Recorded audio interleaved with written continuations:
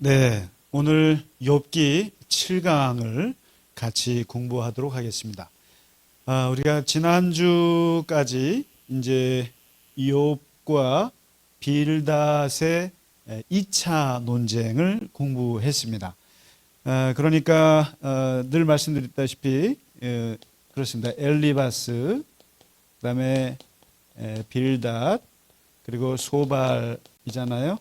그래서 지금 이 세 사람 한 번씩 돌아가면서 이게 이제 3차에 걸쳐서 한다 그러는데 오늘은 이제 2차 라운드죠. 2차 라운드의 이제 마지막 세 번째 주자, 소발과의 논쟁이 되겠습니다. 소발과 이제 두 번째 붙는 거죠. 19장과 이제 20장 두 장에 걸쳐서 이제 짧게 나오는데 오늘 이 장이 이제 중요한 것은 욥이 처음으로 자기가 당하는 고통에 대해서 정의를 외쳤던 이제 첫 번째 이제 사례가 나옵니다. 정의, 미슈파트, 그 ጼ데카를 말한 이제 처음 그 구절이 그 장이 되는데요. 이제 한번 19장, 오늘은 짧습니다. 19장과 이제 20장, 19장에 욥이 말을 하고, 그 다음에 20장에서 소발이 이제 말하는데, 욥이 말하는 방식은 항상 그렇습니다. 첫 번째 말씀드렸다시피 그 친구들에게 하는 말이죠. 일종의 반박입니다. 아주 간단한 반박이 시작이 되고, 그 다음에 하나님에게는 뭐라고 말하냐면은, 하나님의 폭력에, 하나님이 나에게 가하는 고통에 대한 진실을 밝혀요. 진실을 얘기합니다. 진실을.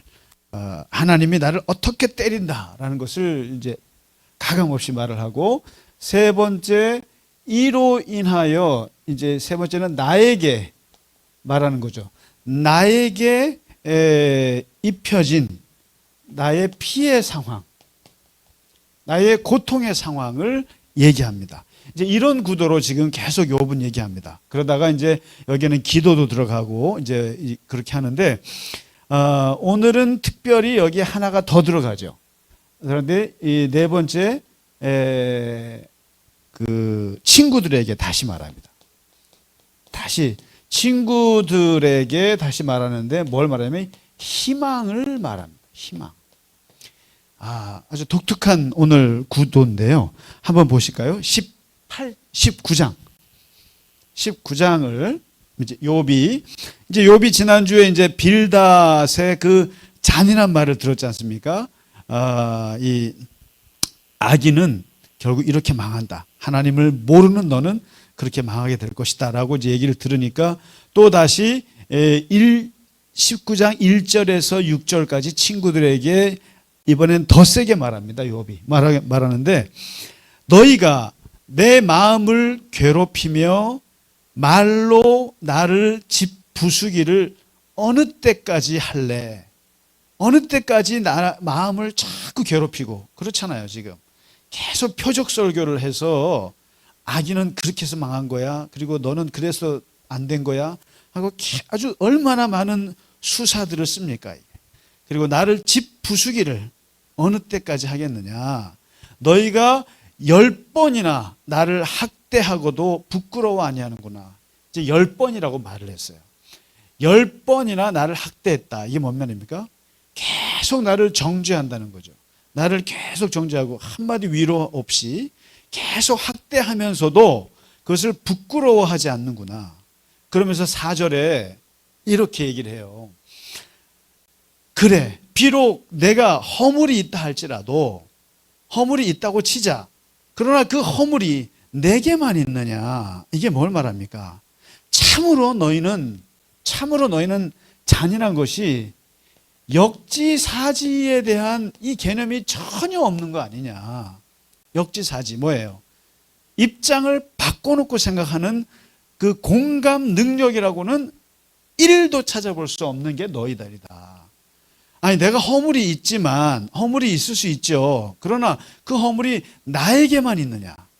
그러니까 내가 당하는 고통을 보면서 반면 교사를 삼을 수 있어야 되잖아요, 사람은. 그게 본능적이지 않습니까? 그런데 그 허물이 너에게도 있다고 생각하면 조금이라도 나를 이해하는 말이라도 해야 되잖아요. 근데 지금 엘리바스, 빌다, 소발이 계속 반복적으로 얘기하지만 나도 그런 적이 있었어. 이런 말 한 거 없잖아요.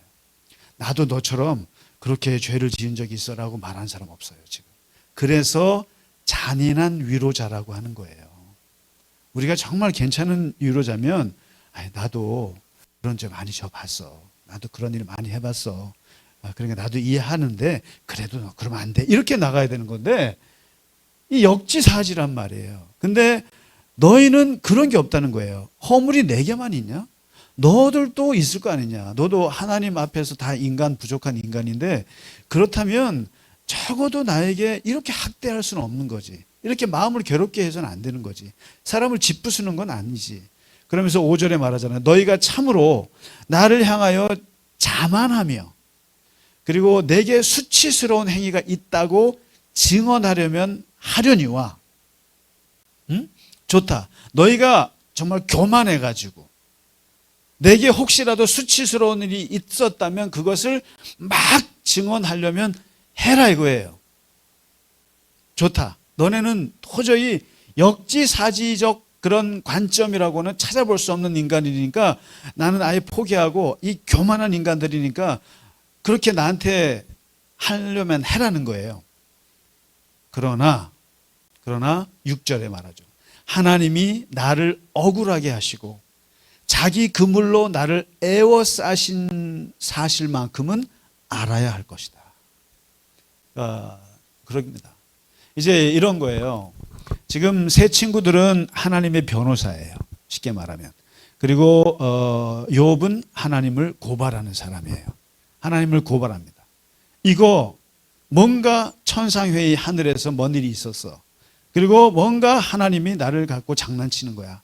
하나님이 이 폭력의, 이 고통의 근원자라고 계속 지적을 하니까 세 친구들은 아니야. 하나님은 불의를 저지를 수 없어. 하나님은 정의로워. 하나님은 잘못 없어. 네가 잘못한 거야 하고 덮어씌운단 말이지 계속. 그거에 대해서 지금 오늘 6절에 욥이 분명하게 얘기합니다. 좋다. 너희가 나를 10번이나 학대하고 나를 괴롭히고 나를 짓부수고 내게 허물이 있다고 하고 그리고 끊임없이 나의 수치스러운 행위를 나에게 계속 고소하고 증언하는데 다 받아주겠다. 그러나 이것만큼은 내가 받아줄 수가 없다. 분명히 알아라. 하나님이 나를 억울하게 하셨다. 하나님이 나를 억울하게 하셨고 하나님이 자기 그물로 나를 애워싸고 있는 줄을 너희는 알아야 할지니라. 이건 분명히 하자. 하나님이 원인이야. 하나님이 범죄자야. 이런 거죠. 하나님이 피고야. 이거는 분명한 거 아니냐. 이렇게 얘기를 합니다. 그러면서 7절에 이제 아주 의미심장한 말을 합니다. 내가 폭행을 당한다고 부르짖는다. 내가 지금. 내가 하나님이 나를 때렸어요. 하나님이 나를 화살로 쏴 죽이려고 해요. 라고 부르짖으나 내가 막 부르짖지만 아무도 응답이 없고 내가 폭행 사실을 고발하지만 고발을 해도 아무런 응답이 없다. 응답이 없고 내가 도움을 간구했으나 나 좀 살려달라고 이 사람이 하나님이 나를 때린다고 그리고 막 도움을 간구했으나 이 세상에 정의가 없구나. 정의가 없구나. 의미심장한 말이죠. 지금 욥이 억울한 것에 중요한 것은 분명히 나는 하나님께 고통을 당하고 있는데 이것을 내가 막 얘기할 거 아니에요. 울부짖으면서 말한단 말이죠. 이게 사람이 폭력을 당하는 사람은 외쳐야 돼요. 아프다고 외쳐야 되거든요. 막 외치는데 아무도 응답이 없어요. 아무도 응답이 없어요. 이게 진짜 무서운 거예요. 저는 이게 개인사에도 일어난 거지만 이 국제사회에서도 보면, 나라에서도 이거 보면 그래요. 제가 아주 슬프게 보는 것 중에 하나가 바로 미얀마 사태예요. 미얀마 사태에 그 많은 국민들이 군부 그 세력에게 엄청난 학살을 당하고 있고, 민주화를 외치고 물러나라고 외치지만, 그러나 국제사회가 전혀 응답이 없잖아요. 우크라이나의 전쟁이나 지금 이제 아마 이스라엘 하마스 와의 이 엄청난 또 거의 준전쟁에 달하는 이런 분쟁이 있으면 지금 국제사회가 굉장히 보잖아요. 그런데 미얀마 보면은 응답을 안 해요. 이게 이제 이 고통을 당하는 미얀마 국민들의 입장에서는 굉장히 고통스러운 겁니다. 누군가가 좀 들어줘야 되거든요. 들어줘야 되는. 그다음에 간구를 해도 정의가 없다 이거죠. 이게 뭡니까? 이 폭행이라는 것과 이 정의가 이게 반대말인 거예요. 폭행이라고 하는 것은 뭐예요? 제가 저번에 말씀드린 일방적 힘의 작용이에요. 그러니까 일방적으로 누구를 몰아세우고 때리는 거예요. 이게 폭행이에요. 일종의 그 폭력이란 말이죠. 근데 정의라고 하는 것은 뭐냐면은 일방적인 것이 아니라 상호적인 힘의 균형을 정의라고 하는 거예요. 정의라고 하는 것은 정의롭고 의롭다 많은 표현하지만, 근본적으로 따지면 상호적인 힘의 균형이에요. 함부로 서로가 때릴 수 없어요. 때리려면 동의를 받아야 돼요. 동의를 받아야만 되는 건데, 동의를 받고 서로가 행하는 힘의 작용을 정의라고 하는 거예요. 그런데 지금 나는 하나님으로부터 일방적으로 당해서 그것을 아프다고 외치는데 아무도 응답이 없고, 살려달라고 하는데 아무도 여기에 하나님에 대해서 자기의 입장을 같이 얘기해 줄 사람이 없다는 거예요. 그러니까 일방적이다. 그래서 지금 처음으로 욥이 ጼ데카를 외칩니다. ጼ데카, 미슈파트, 공의를 외치는 거예요. 정의. 다른 거 없어요. 정의란 상호성이에요. 서로 상호정의예요. 그래서 항상 이 민주주의 제도라고 하는 것이 중요한 게 힘의 균형이에요. 사법부, 입법부, 행정부가 서로가 견제하는 거죠. 서로가 일방적이지 못하게. 그게 정의거든요. 근데 만약에 이게 어느 한쪽에 힘이 기울어지면 거기는 폭력이 발생합니다. 일방적으로 뭔가가 문제가 생기게 되는 거죠. 근데 지금 이 욥은 그걸 얘기하는 거예요. 바로 그 관점을 얘기하는 거예요. 하나님은 나에게 일방적으로 대하셨다. 그래서 내가 이것을 부르짖었지만 아무도 하나님과 내가 서로가 같은 힘으로 대화할 수 있는 이 관계가 없어졌다. 정의가 없어졌다. 이겁니다. 자, 이렇게 얘기하니까 이제 두 번째 욥이 이제 그럼 하나님의 폭력, 두 번째 얘기죠. 하나님에 대해서 말하는 거죠. 하나님의 그 폭력의 진실을 또 고발하는 거죠. 8절에서 12절입니다. 그가 내 길을 막았다. 내 길을 막았다. 이거 일방적이잖아요. 막았다. 내 앞길에 어둠을 두셔서 못 가게 막았다. 아니, 내가 내 길 가는데 왜 길을 막아요? 정의가 이루어진다는 것은 길 막을 때는 뭐예요? 막아도 되겠습니까? 또 설명을 해야 되고, 이게 정의예요. 그런데 일방적으로 막았어요. 이게 폭력이에요. 하나님이 막았어요, 내 길을. 그 다음에 나의 영광을 거두어 가셨어요. 누구 마음대로 내 영광을 거두어 가셨어요. 나의 관모를 머리에서 벗기셨어요. 누가 함부로 내 모자에 손을 대요? 일방적인 거예요, 이게 다. 사면으로 나를 헐으셨어요. 왜요? 왜 내 담을 내 동의 없이 막 헐어버려요? 이게 폭력이라는 거예요, 이게. 그리고 나는 죽었구나, 이제. 내 희망을 나무 뽑듯이 뽑았어요. 왜 나의 희망을 막 뽑아요? 일방적으로? 이거죠. 그리고 나를 향하여 진노하시고 원수같이 나를 쳐다봐요. 하나님께서. 그리고 그 군대가, 하나님의 군대가 일제히 나와서 길을 딱 도두고 나를 치며 내 장막을 둘러 진을 쳤어요. 누구 허락받고? 이게 완전히 일방적으로 하나님께서 나에게 행하시는 것. 이것은 분명히 정의가 아니지 않느냐. 동의 없이 행해지는 모든 힘은 다 폭력이에요. 사실은. 동의 받아야 돼요. 근데 하나님은 한 번도 나에게 동의를 구하지 않고 길을 함부로 막으셨고 나의 영광을 함부로 걷어가셨고 그리고 사면으로 나를 일방적으로 막 허르셨고 군대를 동원해서 내 장막을 포위해 버리셨고 이 하나님의 이 폭력을 고발하는 거예요. 진실을 말합니다. 하나님에게 말합니다. 그리고 이로 인한 하나님의 일방적인 행위로 인해서 내가 당하는 나에게 말하는 나에게 자신의 고통의 상황을 얘기합니다. 내 피해 상황을 얘기해 줄게 하면서 13절부터 24절이에요. 내가 이렇게 하나님으로부터 포위를 당하고 하나님으로부터 이렇게 완전히 죽임을 당하게 되니까 어떤 현상이 벌어지냐면은 사람들이 나를 무시한다는 거죠. 내가 하나님으로부터 버림받았더니 이 고통이 이 땅에서 어떻게 오는가?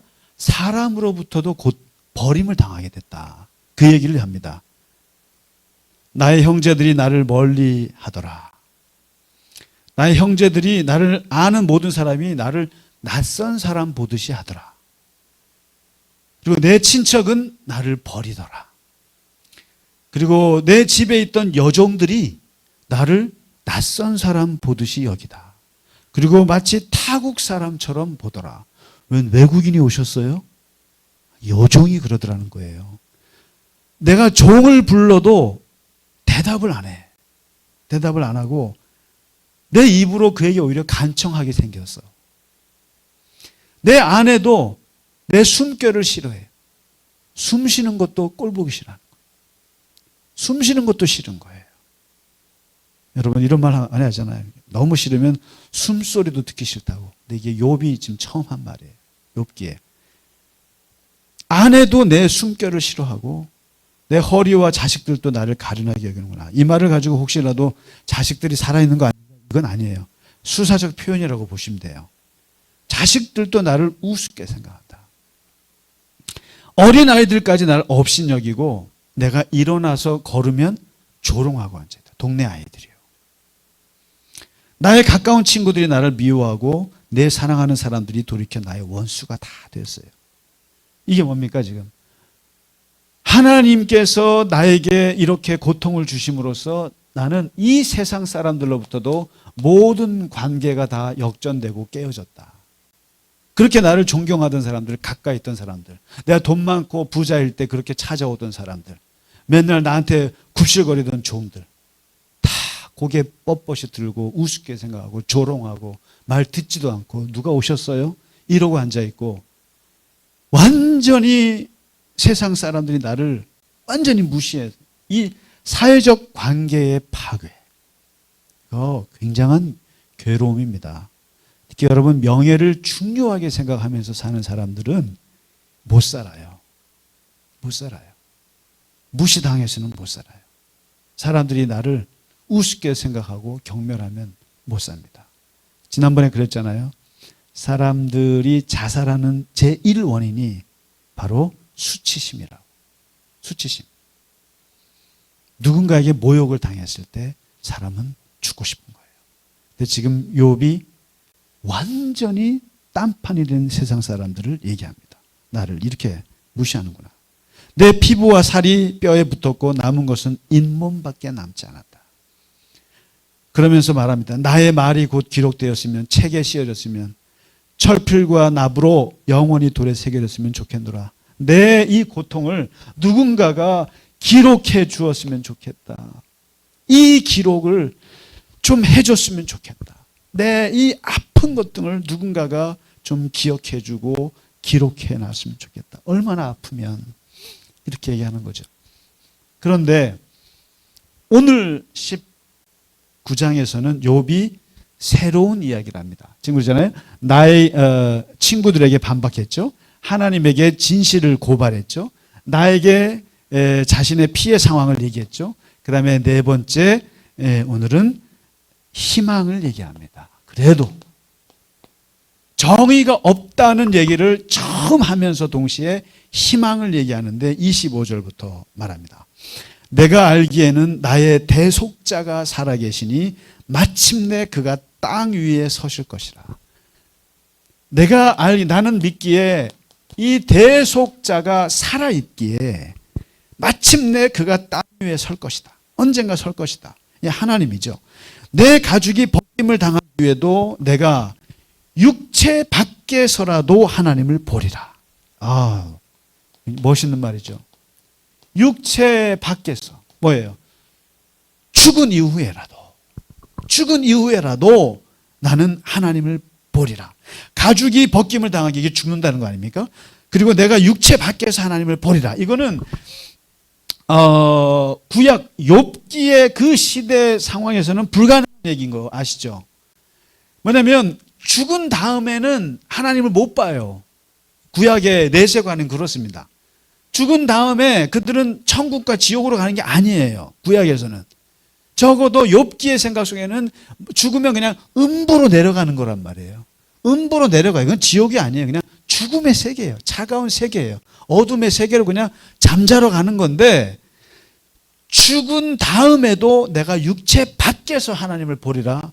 이것은 어찌 보면 신약의 내세관을 암시해 주고 있다고도 볼 수 있어요. 신약에 죽어서라도 나는 하나님을 보리라.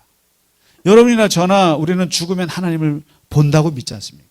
우리는 죽으면 하나님을 보죠. 예수님을 만나는 거지 않습니까? 우리는. 이게 구약에는 없었어요. 근데 욥이 너무 이 괴로움 속에서 고통 속에서 나온 희망 중에 내세관이 나오는데 육체 밖에서 하나님을 보리라. 대단한 얘기죠. 그래서 여러분 그 창세기에 보면은 가인이 그러잖아요.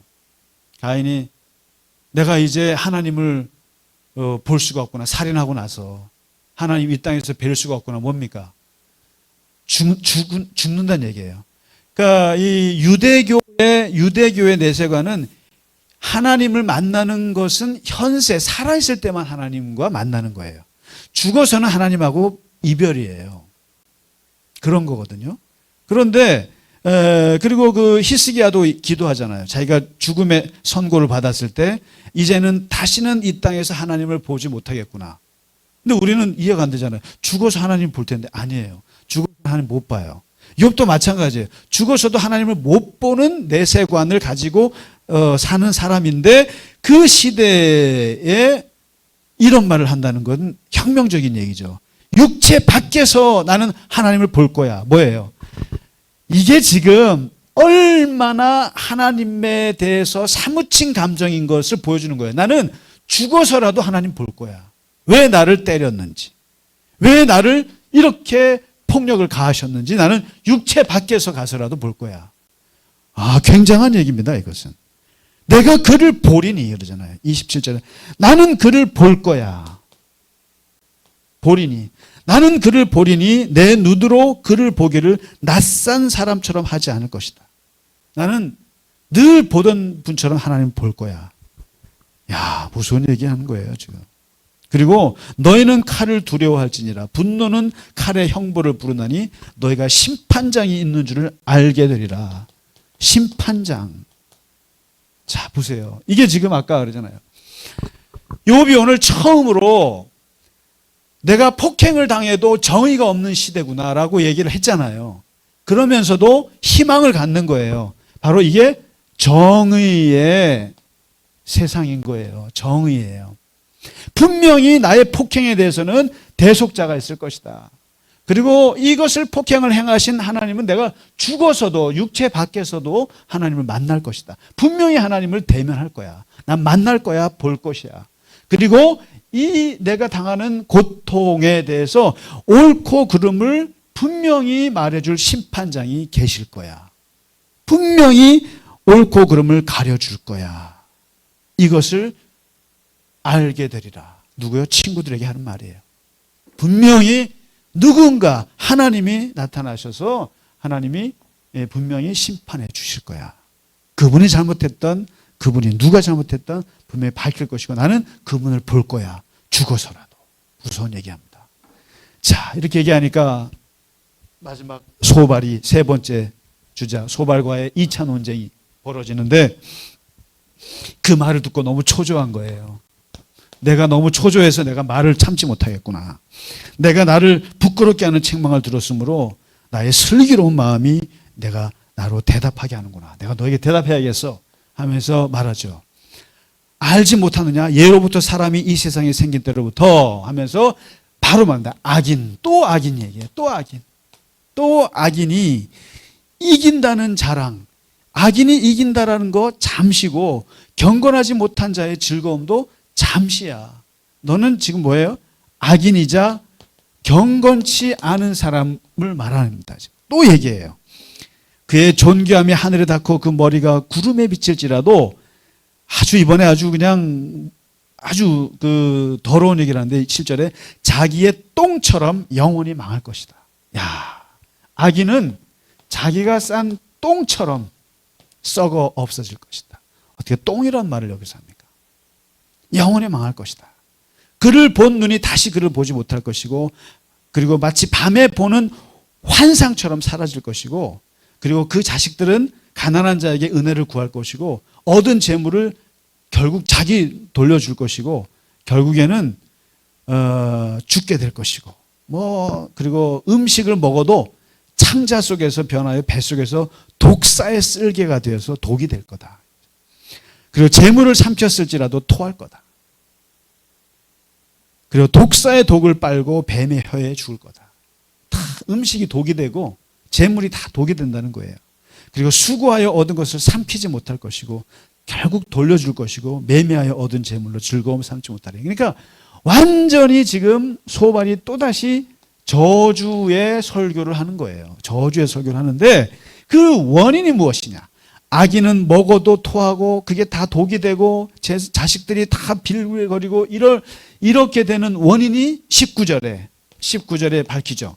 이는 그가 그 악인이 가난한 자를 학대했기 때문이다. 가난한 자를 학대하고 버렸으며 자기가 세우지 않은 집을 빼앗았기 때문이다. 완전히 뭐예요?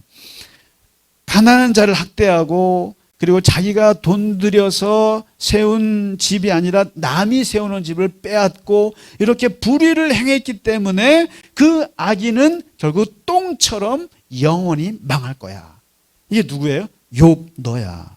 그러면서 그 악인은 평안하지 못하고 행복이 오래가지 못하고 풍족해도 괴로울 것이고 그리고 온갖 나쁜 얘기를 다 얘기하면서 마지막 29절에 악인이 이것은 바로 악인이 하나님께 받을 분깃이요 하나님이 그에게 정하신 기업이다.